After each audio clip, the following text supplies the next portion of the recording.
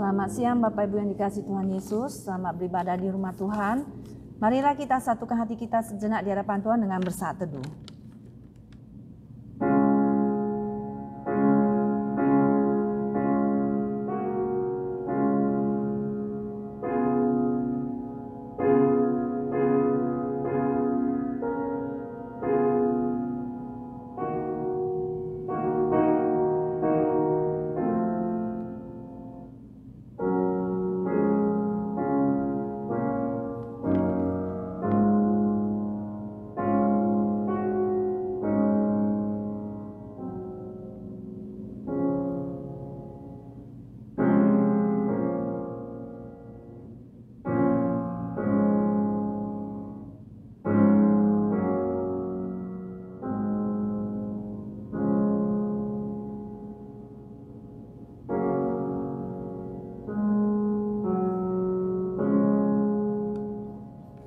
Kepadamu ya Tuhan ku angkat jiwaku. Allahku, kepadamu aku percaya. Janganlah kiranya aku mendapat malu. Janganlah musuh-musuhku beria-ria atas aku. Ya, semua orang yang menantikan Engkau takkan mendapat malu. Yang mendapat malu ialah mereka yang berbuat khianat dengan tidak ada alasannya. Beritahukanlah jalan-jalanmu kepadaku ya Tuhan. Tunjukkanlah itu kepadaku. Bawalah aku berjalan dalam kebenaran-Mu dan ajarlah aku. Sebab Engkaulah Allah yang menyelamatkan aku. Engkau ku nanti-nantikan sepanjang hari. Kebaktian hari ini kita mulai demi nama Allah Tritunggal, Allah Bapa, Allah Putra, dan Allah Roh Kudus. Turunlah kiranya kasih dan damai sejahtera atas kita sekalian. Saudara, kita semua akan memuji Tuhan dengan bangkit berdiri menyanyikan lagu nomor 14, Sungguh Besar Kau Allahku. Nomor 14.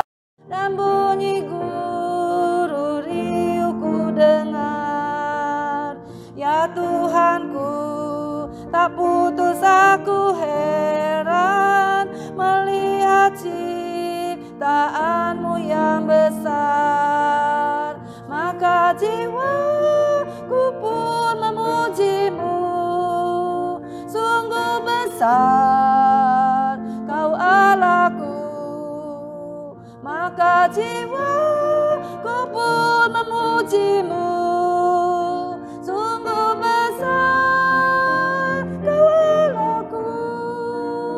Ya Tuhanku, apabila ku renungkan pemberian-Mu dalam penebus, ku tertegun bagiku dicurahkan oleh Putra-Mu darahnya kudus. Maka jiwaku pun memuji-Mu, sungguh besar Kau Allahku. Maka jiwaku pun memuji-Mu, sungguh besar Kau Allahku. Apabila nanti Kristus memanggilku, sukacitaku amatlah besar, karena terkabullah yang kurindukan, melihat di Kau Tuhanku akbar. Maka jiwaku pun memuji-Mu, sungguh besar Kau Allahku. Maka jiwaku pun memuji-Mu, sungguh besar Kau Allahku. Kita berdoa. Puji nama Engkau ya Tuhan. Kami datang ke hadirat-Mu yang kudus Tuhan. Kami mengucap syukur. Kami boleh memuji dan besarkan nama-Mu. Kami boleh bersuka cita Tuhan, menyanyi bermazmur bagi-Mu Tuhan. Berkatilah ibadah kami Tuhan dari awal sampai akhirnya. Kami serahkan ke dalam tangan Engkau. Terpuji nama Engkau Tuhan. Kiranya Engkau berkenan akan semua puji-pujian dan sembah sujud kami. Di dalam nama anak-Mu yang tunggal Tuhan Yesus, Juru Selamat kami yang hidup, kami berdoa. Amin. Hormat diberi bagi Bapa, Anak, dan Roh Kudus, dari mula sampai sekarang dan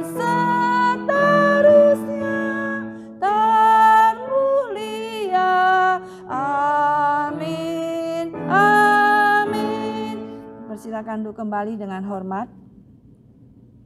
Mari saudara sekalian, kita saat ini akan memasuki pembacaan bersaut-sautan yang terdapat di buku nyanyian kita nomor 64, bagian belakang. Pembacaan bersaut-sautan nomor 64, judulnya adalah Adventus yang ketiga, halaman 747.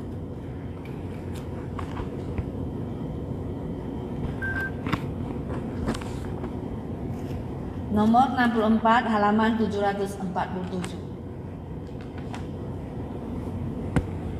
Kalau sudah dapat, mari kita baca secara bersaut-sautan. Angkatlah kepalamu, hai pintu-pintu gerbang, dan terangkatlah kamu, hai pintu-pintu yang berabad-abad, supaya masuk Raja kemuliaan. Aku menanti-nantikan Tuhan, jiwaku menanti-nanti, dan aku mengharapkan firman-Nya. Suatu tunas akan keluar dari tunggu Isai, dan taruk yang akan tumbuh dari pangkalnya akan berbuah.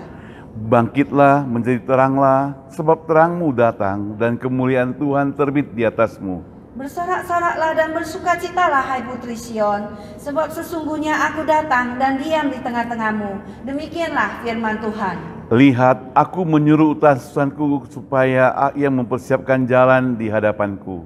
Dan berbahagialah ia yang telah percaya, sebab apa yang dikatakan kepadanya dari Tuhan akan terlaksana. Dengan demikian kami makin diteguhkan oleh firman yang telah disampaikan oleh para nabi.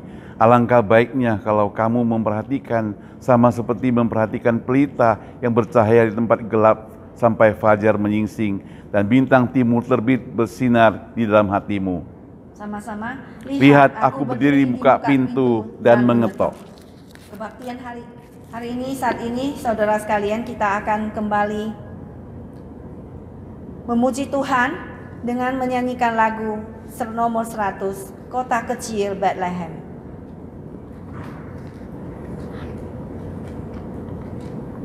Oh little town of Bethlehem, kota kecil Bethlehem. Nomor 100. Nomor 100, kota kecil Bethlehem. Kota kecil Bethlehem, betapa kau senyap. Bintang di langit cemerlang sewaktu kau lelap. Di dalam lorong gelapmu bersinar terang kekal, harapanmu sepanjang masa terjadilah sekarang. Kedua, bayi kuduslah lahir, bala sorga sorak, meski dunia sedang malah tetap jaga. Hai bintang-bintang fajar, puji dan sembahlah. Puji Allah Maha Tinggi, damai untuk manusia. Ketiga, berkatnya yang terajab kau diberi olehnya. Di dalam hati manusia Allah kau tinggallah. Dunia yang penuh dosa tak dengar datangnya, hanya pada hati lembut yang masuk dalamnya. Ayat keempat, bayi kudus Bethlehem, ku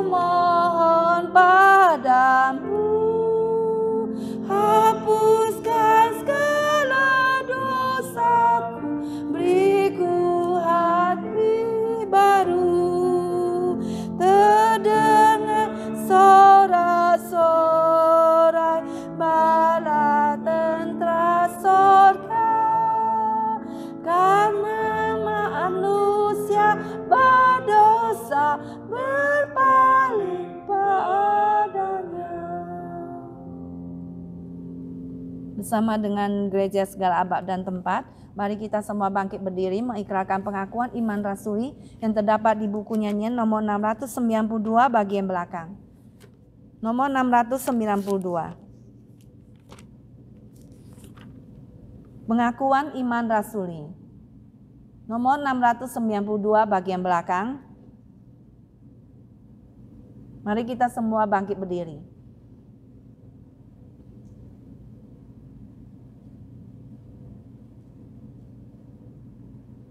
Nomor 692 bagian belakang, pengakuan iman rasuli.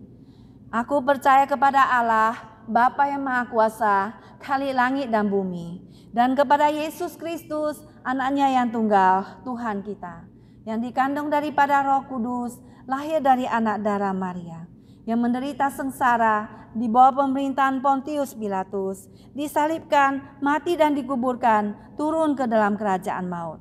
Pada hari yang ketiga, bangkit pula dari antara orang mati, naik ke sorga, duduk di sebelah kanan Allah, Bapa yang Maha Kuasa, dan dari sana ia akan datang untuk menghakimi orang yang hidup dan yang mati. Aku percaya kepada Roh Kudus, gereja yang kudus dan am, persekutuan orang kudus, pengampunan dosa, kebangkitan tubuh, dan hidup yang kekal. Amin. Mari kita masuk kepada doa syafaat. Bapa di dalam surga, kami ucap syukur dan terima kasih kepada Engkau ya Bapa. Kami mengucap syukur Tuhan, kami boleh memanggil Engkau Bapa. Kami mengucap syukur Tuhan, kami boleh menjadi anak-anak-Mu yang dikuduskan Tuhan. Kami mengucap syukur kami boleh datang ke hadirat-Mu yang kudus Tuhan. Kami mau berdoa Tuhan, teman-teman yang sakit, yang lemah tubuh, yang Tuhan yang lemah iman, Tuhan jamah dan sembuhkan mereka Tuhan. Tidak ada yang mustahil bagi-Mu ya Bapa. Perbaharilah hidup dan pikiran kami Tuhan, hari demi hari Tuhan. Tuhan, biarlah kami bersandar kepada anugerah-Mu Tuhan. Kami ucap syukur Tuhan, semua adalah anugerah yang Tuhan berikan kepada kami Tuhan. Kami berdoa Tuhan untuk teman-teman kami yang mencari pekerjaan. Kiranya Tuhan sendirilah yang memberikan belas kasihan dan menunjukkan jalan bagi mereka. Kami berdoa Tuhan untuk perayaan Natal tahun minggu ini Tuhan, minggu depan tanggal 18. Kiranya Tuhan memberkati ibadah Natal minggu depan.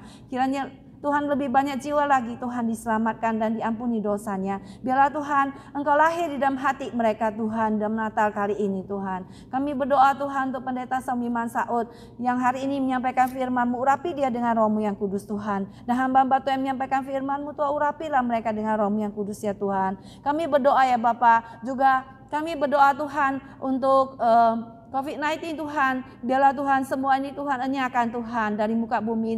Biarlah tobatkan orang-orang di muka bumi ini Tuhan. Berkatilah negara Amerika Tuhan. Biarlah orang-orang yang tersesat Tuhan boleh pulang kembali kepada-Mu Tuhan. Di bulan Natal ini Tuhan mendapat kasih karunia-Mu dan Bapa damai sejahtera-Mu. Mendapatkan berkat-Mu Tuhan yang berlimpah dalam hati mereka. Di mana Engkau boleh lahir dalam hati mereka sebagai Tuhan dan Juru Selamat mereka Tuhan. Menjadi kehadiran terbesar dalam hidup mereka ya Tuhan. Kami juga berdoa ya Bapa dalam surga untuk peperangan di Ukraina dan juga di Rusia. Biarlah Tuhan Engkau memberikan belas kasihan kepada kepala negara Tuhan. Melunakkan hati mereka Tuhan agar mereka undur Tuhan dari semua urusan politik yang mematikan manusia Tuhan. Kami berdoa biarlah kasih sayang daripada Allah Bapa dan damai sejahtera Tuhan Yesus boleh menolong di dalam, boleh menyertai dalam hati dan pikiran mereka Tuhan, sehingga Tuhan bencana demi bencana ini boleh segera Tuhan tidak terjadi dan boleh dibatalkan Tuhan. Kami mohon biarlah belas kasihan Tuhan boleh datang Tuhan. Kami berdoa ya Bapa di dalam surga untuk semua belas kasihan-Mu Tuhan di dalam tahun 2023 Tuhan. Biarlah Tuhan menyertai Tuhan di tahun ini. Jamah Tuhan dan sembuhkan negara-negara Tuhan. Untuk manusia boleh hidup takut kepada-Mu Tuhan. Hidup takut kepada firman-Mu ya Tuhan. Kami berdoa ya Bapa untuk Presiden Biden Tuhan, berkatilah pemerintahan ini dan juga transisinya agar boleh berjalan dengan lancar. Kami berdoa Tuhan untuk pemerintahan Indonesia atau pemilu biarlah semuanya ini boleh memilih presiden yang bijaksana yang takut kepada-Mu. Berkati pemerintahan Indonesia dan semua orang Kristen di seluruh dunia agar mereka pun boleh menjadi seorang Kristen yang selalu turut dengan harkat dan semua panggilan yang sesuai dengan kehendak-Mu Tuhan. Dan kami berdoa Tuhan dan menyerahkan semua pekerjaan-Mu ke dalam tangan Engkau. Berkati para hamba-hamba-Mu, berkati para misioneri, berkati anak-anak Tuhan dan orang Kristen seluruh dunia agar boleh menjadi berkat Tuhan, menjadi saksi dan terang-Mu di seluruh dunia. Terima kasih Bapa, dan kami berdoa, doa ini diajarkan oleh Tuhan Yesus kepada setiap kita. Bapa kami yang di surga, dikuduskanlah namamu, datanglah kerajaanmu, jadilah kehendak-mu di bumi seperti di surga. Berikanlah kami pada hari ini makanan kami secukupnya, dan ampunilah kami akan kesalahan kami, seperti kami juga mengampuni orang yang bersalah kepada kami. Dan janganlah membawa kami ke dalam pencobaan, tetapi lepaskanlah kami daripada yang jahat, karena Engkau yang mempunyai kerajaan dan kuasa dan kemuliaan sampai selama-lamanya. Amin. Dipersilakan duduk kembali. Dan pada saat ini kembali kita juga akan memuji Tuhan, mempersiapkan hati kita mendengar firman Tuhan yang akan disampaikan oleh hambanya Pendeta Saud. Kita menyanyikan lagu pujian nomor 95, Di Dalam Palungan, Tiada Yang Lain. Nomor 95, Away in a Manger. Lagu yang sangat senang kita nyanyikan, Di Dalam Palungan.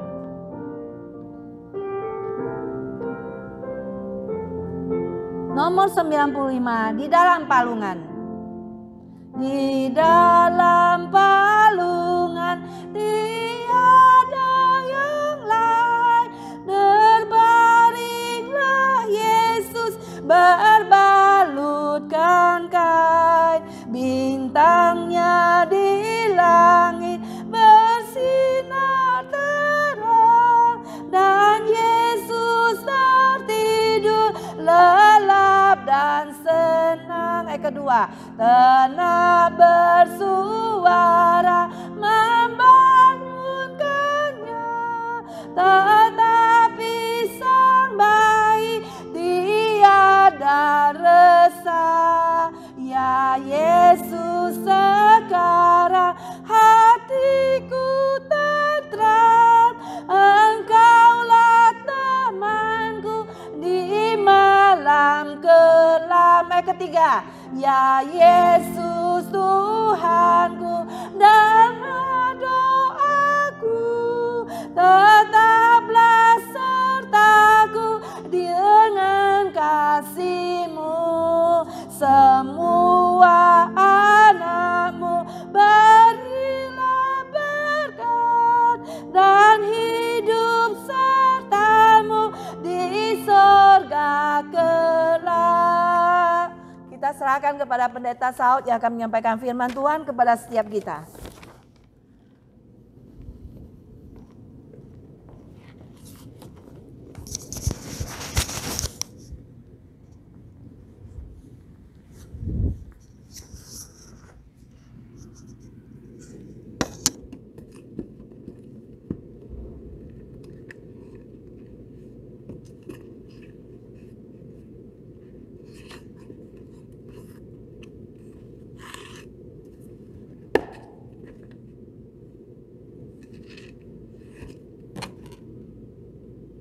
Selamat siang, saudara sekalian yang dikasihi Tuhan Yesus. Mari kita mempersiapkan diri bersama-sama mau mendengarkan firman Tuhan. Kita berdoa terlebih dahulu. Bapa yang di surga, terima kasih untuk kesempatan kami boleh bersama-sama datang beribadah pada hari ini. Dan sebentar kami akan membaca firman-Mu.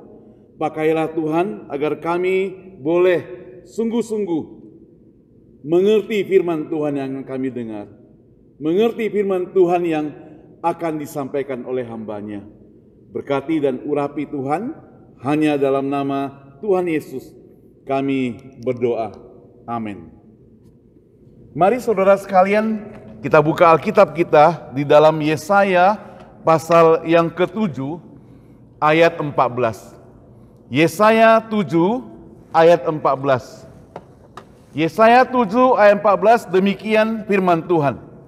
Sebab itu Tuhan sendirilah yang akan memberikan kepadamu suatu pertanda. Sesungguhnya seorang perempuan muda mengandung dan akan melahirkan seorang anak laki-laki, dan ia akan menamakan dia Immanuel. Sekarang di Perjanjian Baru, Matius 1 ayat 23. Matius 1:23 ayat yang merupakan penggenapan dari Yesaya. Sesungguhnya anak darah itu akan mengandung dan melahirkan seorang anak laki-laki, dan mereka menamakan dia Immanuel. Nah saudara, kita tentu tidak asing dengan kata Immanuel. Khususnya menjelang Natal, muncul kata ini berulang-ulang. Immanuel. Ada orang yang memberikan nama Immanuel. Immanuel itu apa artinya? Immanuel itu berarti Tuhan beserta dengan kita. Nah kata ini saudara muncul 3 kali dalam Alkitab. Seperti yang tadi kita baca, salah satu lagi di Yesaya 8 ayat 8. Saya akan bacakan buat kita sekalian. Yesaya 8 ayat 8. Kalau dalam bahasa Indonesia ayat 7 dan 8.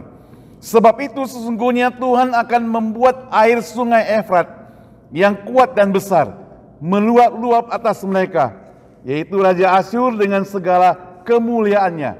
Air ini akan meluap melampaui segenap salurannya dan akan mengalir melampaui segenap tebingnya, serta menerobos masuk ke Yehuda ibarat banjir meluap-luap hingga sampai ke leher, dan sayap-sayapnya dikembangkan, akan menutup seantero negerimu, ya Immanuel. Immanuel. Sekali lagi Immanuel berarti Allah beserta dengan kita. Kalau kita perhatikan gejolak dunia saudara, dalam waktu setahun ini, hampir setahun karena kita masuk pada minggu kedua hari ini, ada banyak hal yang terjadi. COVID-19 yang belum kunjung selesai membuat hampir seluruh dunia gempar, penuh ketakutan, dan banyak orang yang kehilangan pekerjaan, kehilangan famili, dan juga kehilangan usaha mereka. Tidak habis berita itu. Tadi kita sudah berdoa, muncul juga perang antara Rusia, Ukraina, perang di saat sulit. Sudah sulit COVID, perang lagi saudara. Tentu bertambah menderita orang. Sehingga pengaruhnya mungkin hanya 2 negara, tapi dampaknya ke banyak negara, hampir seluruh dunia. Karena perang tersebut. Ekonomi, boikot sana sini, harga barang jadi naik, inflasi dan sebagainya, yang berkecamuk sehingga membuat semua kacau. Belum pula habis masalah di atas, kalau di negara kita, Indonesia, muncul gempa Cianjur. Sekali lagi menghancurkan ribuan rumah, menewaskan banyak orang, dan membuat sengsara ribuan orang, dan masih banyak lagi. Saudara, hal ini membuktikan bahwa manusia tidak berdaya. Dalam keadaan ini membuat manusia itu tidak bisa berbuat apa-apa. Harta, pangkat, uang, pengetahuan, itu menjadi sampah. Karena gak ada gunanya lagi. Karena begitu dahsyatnya masalah yang terjadi. Yang penting bagi kita, dapat menyelamatkan diri itu sudah bagus sekali. Maka di saat-saat demikian genting ini, ada berita yang kita sama-sama dengar hari ini, yaitu Immanuel. Di dalam Lukas 2 ayat 10 mencatat, lalu kata malaikat itu kepada mereka, jangan takut, sebab sesungguhnya aku memberitakan kepadamu kesukaan besar untuk seluruh bangsa. Hari ini telah lahir bagimu juru selamat, yaitu Kristus Tuhan di kota Daud. Dialah yang kita sebut tadi, Immanuel. Tuhan itu akan beserta dengan kita. Saudara yang saya kasih Tuhan, selanjutnya supaya kita memahami lebih jelas kata Immanuel ini, maka kita harus memperhatikan konteksnya. Latar belakang, kenapa muncul kata Immanuel. Nah, istilah ini terjadi waktu itu kerajaan Aram dan kerajaan Israel hendak mengadakan koalisi dengan kerajaan Yehuda. Supaya apa? Supaya mencegah lajunya perkembangan dari kekuasaan Asyur. Maka tatkala itu, saudara, kerajaan Yehuda sangat ragu, sehingga mereka tidak mengambil keputusan untuk ikut berkoalisi, sehingga menimbulkan kemarahan. Kemarahan siapa? Kemarahan dari Aram dan Israel. Itu sebabnya Aram dan Israel mengambil keputusan untuk menghukum Yehuda. Mendengar berita ini, Ahaz, Raja Yehuda itu menjadi gemetar dan sangat takut. Nah, bersamaan itu Nabi Yesaya itu diutus oleh Tuhan untuk menjumpai Raja Ahaz, untuk memberitahukan supaya mereka itu jangan takut, sebab kekuasaan musuh itu hampir berakhir dan sebentar lagi mereka tidak berkuasa lagi. Bahkan Yesaya meminta kepada Ahaz untuk memohon pertanda bukti kebenaran, tapi Ahaz menolak. Menanggapi hal ini, saudara, maka Yesaya memberitakan bahwa Tuhan akan memberikan satu pertanda bagi bangsa Yehuda. Singkat cerita, Nabi Yesaya mendapat penglihatan. Seorang anak darah, Alma dikatakan, belum menikah, melahirkan seorang bayi dan diberi nama tadi yang kita sebutkan, Immanuel, Tuhan beserta kita. Saudara yang saya kasih Tuhan, seberapa penting Immanuel ini? Seberapa penting Tuhan beserta dengan kita? Ada 3 alasan yang perlu kita lihat dan catat pada sore hari ini sebelum kita pulang ke rumah. Alasannya, saudara, 1, Immanuel, bahwa Allah sanggup memberikan damai kepada setiap umat manusia. Dia adalah Raja Damai. Saudara, kehidupan manusia ini penuh dengan keterbatasan, kekayaan, kepandaian, jabatan tidak dapat mendatangkan kedamaian. Justru dengan kekayaan, dengan jabatan, dengan pangkat, dengan kepintaran membuat orang tidak damai. Orang yang berpangkat tinggi kemana-mana harus ada bodyguard yang ikut. Tidak damai. Kalau kita mau pergi ke mall, mau pergi ke pasar sendiri, lenggang kangkung ke sana bisa. Tapi mereka-mereka yang punya jabatan tinggi tidak bisa demikian. Karena takut. Kalau ada orang yang mau mencelakakan mereka. Punya kekayaan banyak juga tidak bisa sembarang pergi, takut. Kalau dirampok dan sebagainya. Saudara yang saya kasih Tuhan, dahulu mungkin kita berpikir kalau menjadi orang kaya, kita menjadi orang berpendidikan, menjadi orang yang tenar, kita pikir hidupnya akan damai, akan penuh sukacita. Tapi hari ini kalau kita melihat banyak berita, ternyata orang-orang yang tenar, terkenal, top, yang sangat hebat, mereka juga tidak hidup senang-senang. Mereka punya banyak masalah. Bahkan karena banyak masalah, mereka bisa stres, bahkan bunuh diri, saudara. Saudara yang saya kasih Tuhan, bahkan ketika kita perhatikan orang-orang yang di desa, di kampung, mereka yang hidup pas-pasan, tidak punya pangkat, tidak punya pendidikan, tidak punya kekayaan, biasa-biasa saja. Pemikiran mereka tidak banyak. Maka dikatakan harta banyak, pikiran juga banyak. Pengetahuan banyak, tanggung jawab juga banyak. Pangkatnya banyak, bebannya juga banyak. Saudara yang saya kasih Tuhan, semakin banyak yang kita miliki, berkat Tuhan yang kita miliki, tanggung jawab semakin banyak, membuat manusia itu tidak damai.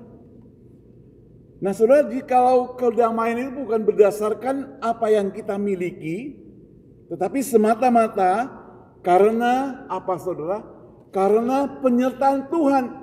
Karena apa yang kita miliki tidak membuat kita damai.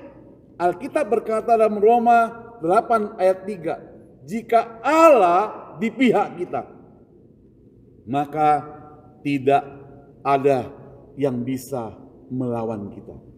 Sekali lagi, Jika Allah di pihak kita, maka tidak ada yang bisa melawan kita. Artinya apa? Artinya kalau Allah beserta dengan kita, maka kita tidak perlu takut. Jika Allah beserta dengan kita, kita tidak perlu gentar. Seperti seorang pemain akrobat, dia itu bisa berdiri atau jalan di sebuah tali dari sini ke sana. Gedung yang tinggi dia bisa jalan. Lalu dia pun peragakan. Dia jalan dari ujung sini sampai ujung sana di tali tersebut. Penonton semua tepuk tangan. Penonton semua gembira. Hebat, hebat, luar biasa. Ulangi lagi. Suruh dia balik lagi. Dia balik lagi. Sudah balik, penonton masih tidak puas. Sekali lagi mereka katakan. Pemain akrobat itu bilang boleh. Kalau mau sekali lagi. Tapi kalian salah satu harus ikut saya. Ayo siapa mau ikut? Angkat tangan.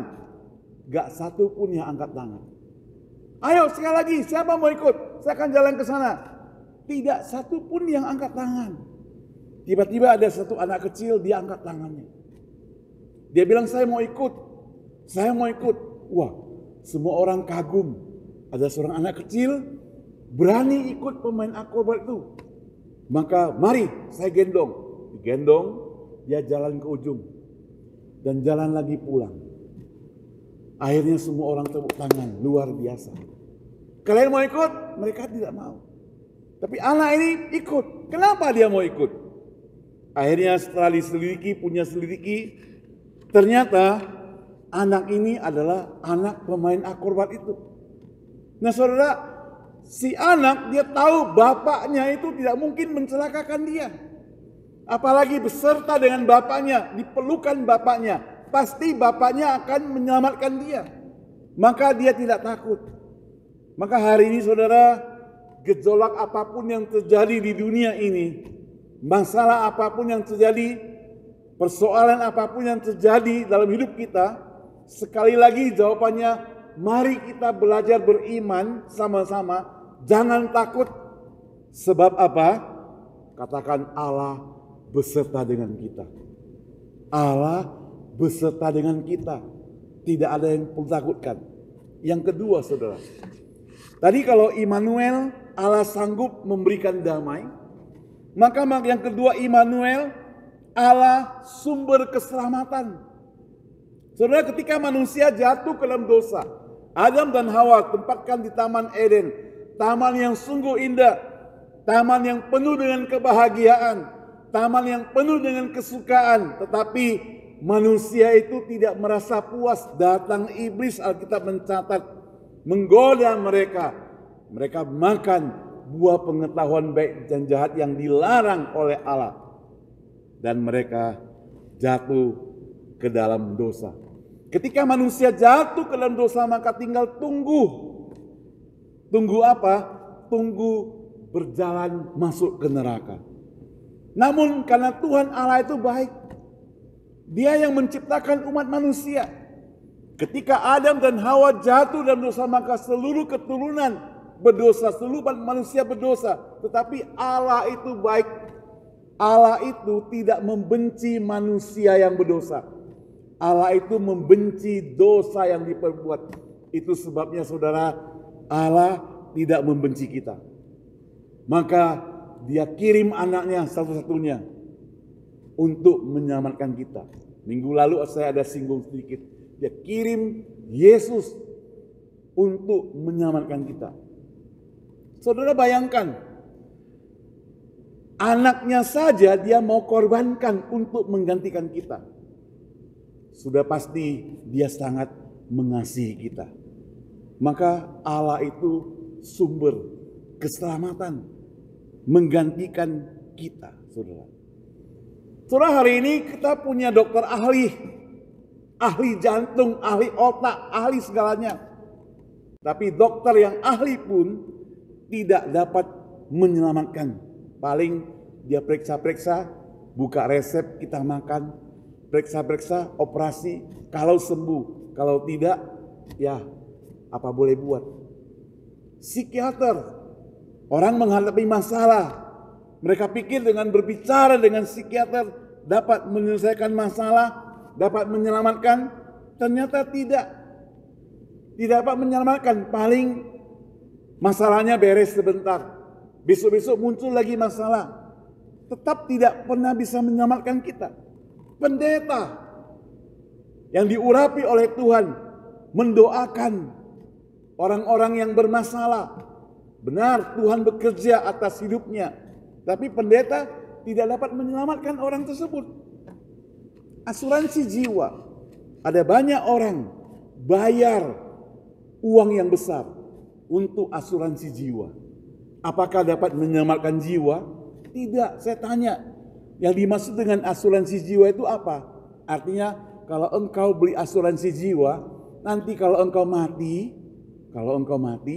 ada tanggungannya gitu. Jadi bukan asuransi supaya jiwanya gak mati-mati, bukan. Tapi kalau mati ada tanggungannya. Jadi tidak menyelamatkan. Sekali lagi, satu hal, Immanuel itu merupakan jaminan keselamatan. Allah beserta dengan kita, itu jaminan keselamatan buat kita, saudara. Jaminan keselamatan. Saya mungkin pernah share ini karena masih dekat kejadiannya, peristiwanya yang saya dengar ketika saya kontak jemaat kami yang ada di Surabaya. Dia cerita bahwa suaminya itu baru sembuh dari sakit. Saya tanya, sakit apa? Dia katakan di tangannya ada benjolan kecil. Lalu pergi ke dokter di Surabaya. Dokter kasih obat antibiotik, kasih dia makan obat yang lain dan sebagainya. Akhirnya dia makan ini, makan itu. Badannya bukan sembuh, tambah lemah.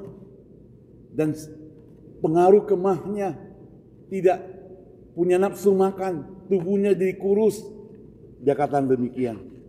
Jadi dia menjadi tidak bergairah untuk hidup. Suatu hari ada temannya, teman sekolah katanya, yang sudah lama tinggal di Congko. Telepon dia, bilang mereka mau kunjung ke Surabaya, mau bertemu dengan dia. Dia bilang gak usah, saya lagi sakit, nanti kalau kalian datang, saya juga gak bisa temani. Tapi saudara, temannya bilang, kasih kami alamatnya, kami mau melihat engkau, kami mau kunjungi kamu. Benar, mereka datang. Begitu mereka datang, kata istrinya, mereka buka tas, diambil satu jarum, dia tusuk di belakangnya. Dia kasih tahu istrinya, jangan dilepaskan sampai nanti malam. Dan dia ikuti, tidak lepaskan sampai nanti malam. Maka begitu dicabut, suaminya sembuh, sehat. Dan sampai hari ini katanya sudah sehat kembali, seperti sedia kala. Saudara, ternyata diselidiki, temannya itu sinseng.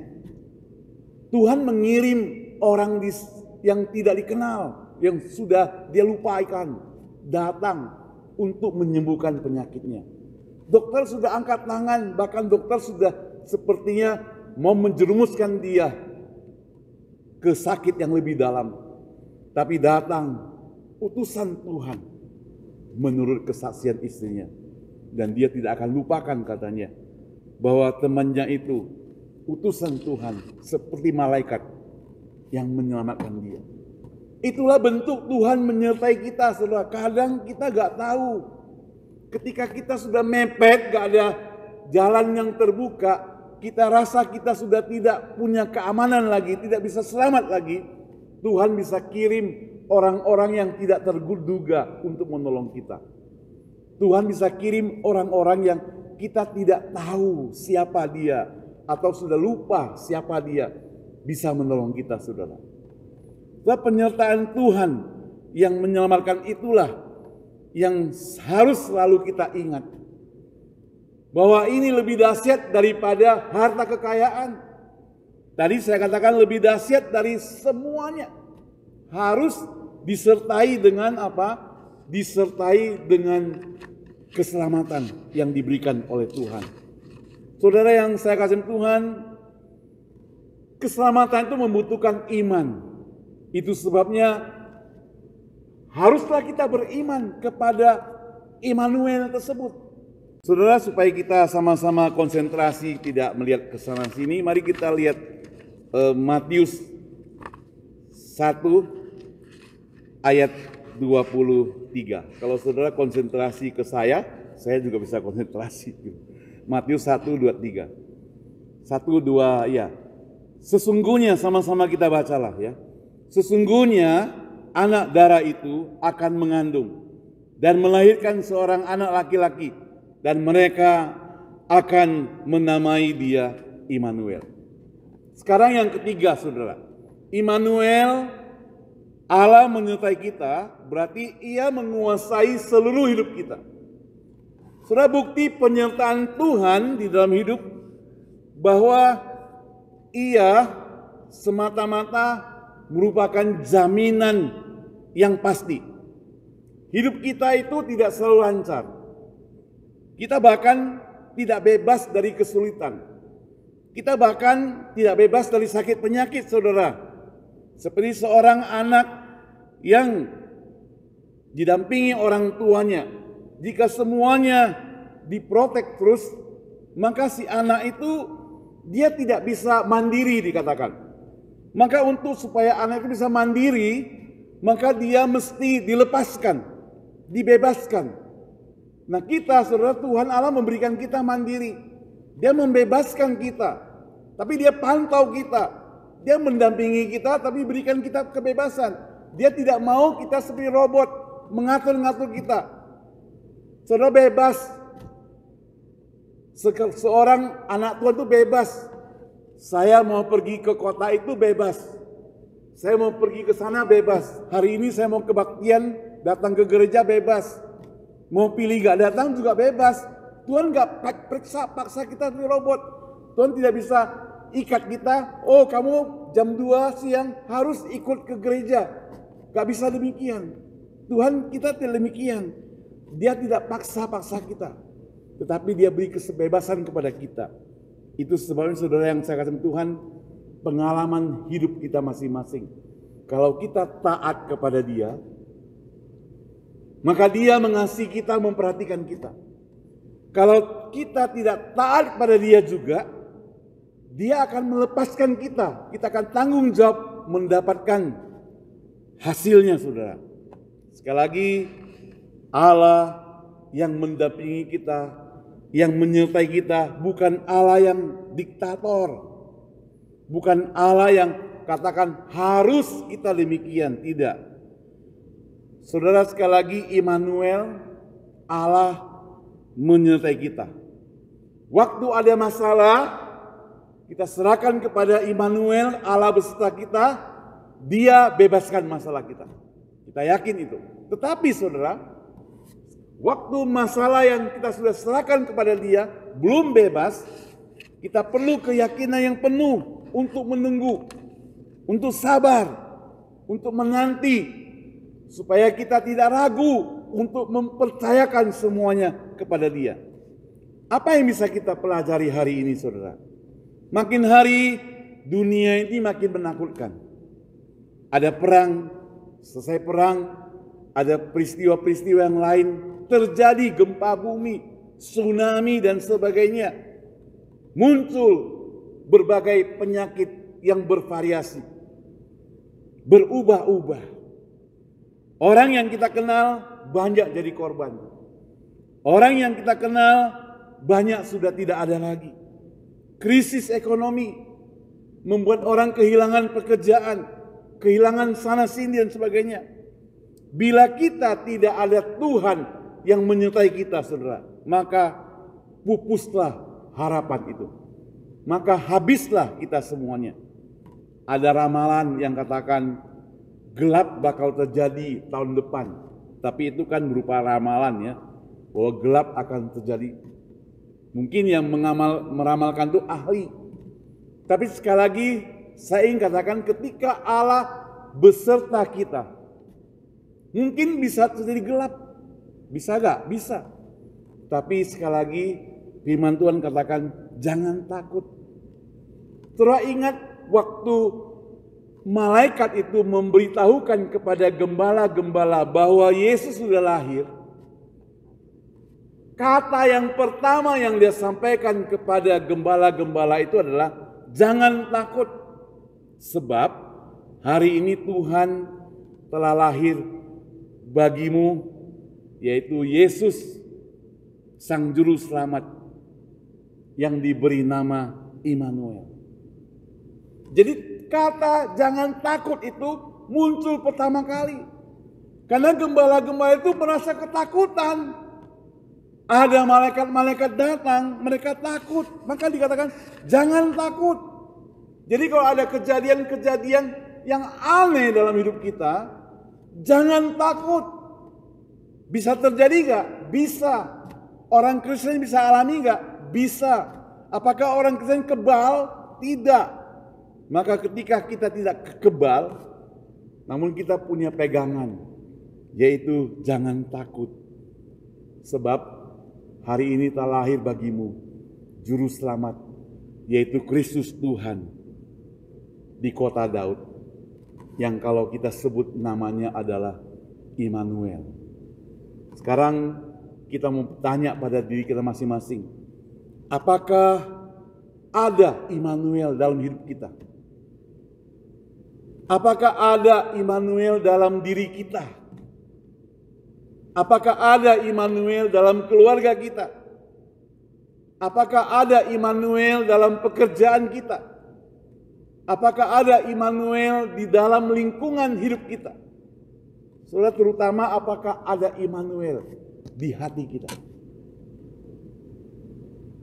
Jangan kita sudah lama ikut ke gereja beribadah, tapi Immanuel itu masih di luar, masih dibicarakan, masih jadi bahan gosip. Soalnya jikalau ada Immanuel yang beserta dengan kita, tentu kita rindu, kita senang karena ada yang menemani. Dan saya yakin benar Immanuel yang menyertai kita itu akan membawa kepada kita satu pengharapan yang pasti. Saudara yang saya kasih Tuhan, jikalau belum, kita mohon Tuhan berikan Immanuel pada kita, hadir dalam hidup kita. Kita berdoa.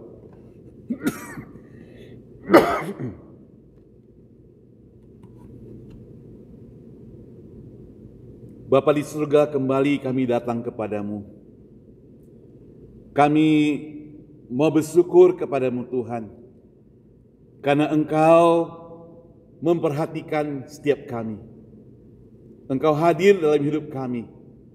Engkau tidak pernah meninggalkan kami Tuhan. Tuhan, berikan kami perhatian kepadamu saja Tuhan.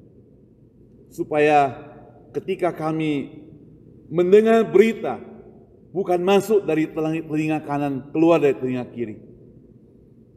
Ketika kami beribadah, bukan hanya kami sekedar datang beribadah, tapi kami mau pulang membawa satu berkat yang daripada Tuhan. Supaya kami tidak mengorbankan waktu itu dengan sia-sia Tuhan. Supaya Immanuel hidup dalam hidup kami Tuhan. Sekali lagi Tuhan, dengar doa kami. Dalam nama Tuhan Yesus kami berdoa. Amin. Saya serahkan kembali kepada Ibu Susan.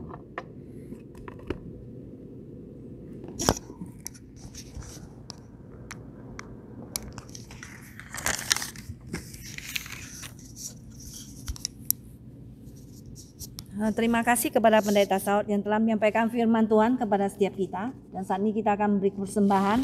Dan persembahan akan hari ini dijalankan oleh Saudari Lian An ya. Kita akan menyanyikan lagu nomor 196. Pujian persembahan 196.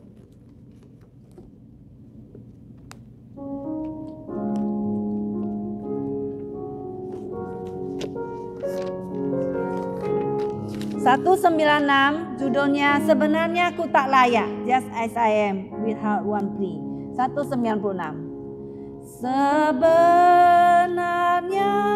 ku tak layak, namun ku diberi darah-Mu, dan Engkau memanggil daku, ya domba Allahku.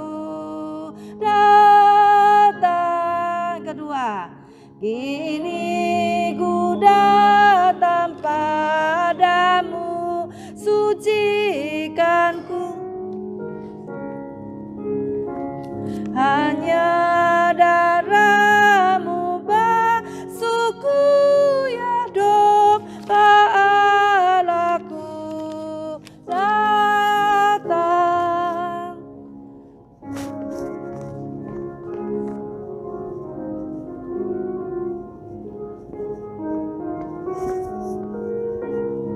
Mari kita semua bangkit berdiri, menyanyikan lagu ayat ketiga. Kita bangkit berdiri.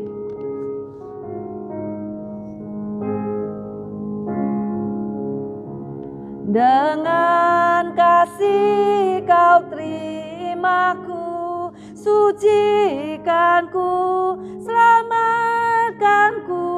Janji-Mu pasti jadilah, ya domba Allahku. Datang. Kita doa persembahan. Bapa Surgawi, kami ucap syukur dan terima kasih kepada Engkau ya Bapa. Hari ini kami boleh mendengar firman Tuhan yang begitu indah kepada kami, bahwa Engkau beserta dengan kami di setiap dimanapun kami berada. Terima kasih Tuhan, berkatilah hari ini persembahan. Tangan-tangan telah memberi, biarlah Tuhan persembahan ini boleh memperluas kerajaan-Mu ya Bapa. Dan kami berdoa semuanya ini Tuhan, di dalam nama anak-Mu yang tunggal, Tuhan Yesus, Juru Selamat kami hidup. Kami berdoa. Amin. Mari kita bangkit berdiri, saudara.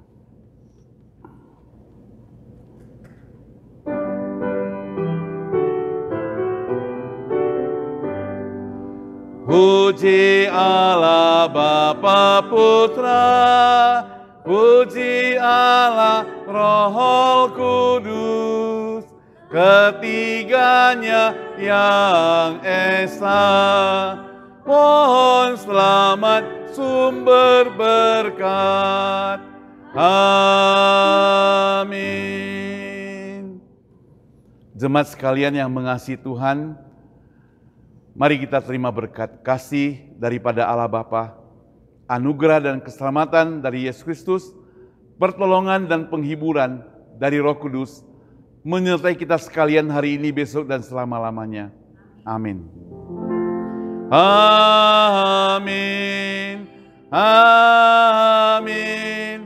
Amin. Amin. Duduk kembali.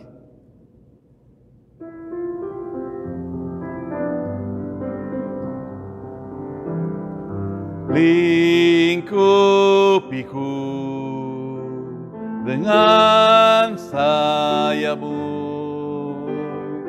naungiku dengan kuasa-Mu. Di saat badai bergelora, ku akan terbang bersama-Mu. Bapa, Kau Raja atas semesta, ku tenang sebab Kau Allahku. Ku tenang sebab Kau Allahku.